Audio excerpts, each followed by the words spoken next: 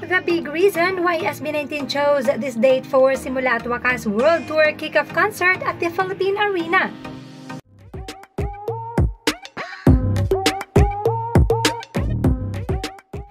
SB19 has set the date for the Simula at Wakas World Tour Kickoff Concert at the Philippine Arena on May 31, 2025. Now, ano bang meron sa petsang ito? Well, if you add all the numbers of the set date, ang lalabas ay 18. Yes, 18 for us, dear 18. Kung ang trilogy ng SB19 ay may 18 songs, 6 for each EP, Pagsibol, Pagtatag at Simula at Wakas, now ang kickoff concert naman ng kanilang world tour ay 18 din. Dito talaga natin masasabi na laging iniisip ng SB19 ang 18 in the milestones of their career.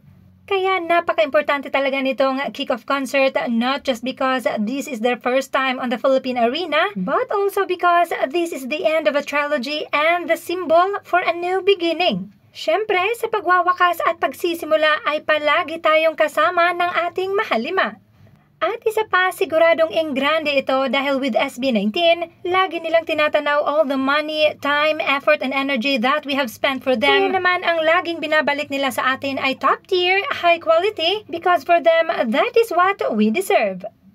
Nakakatuwa at nakaka-proud na maging 18, di ba?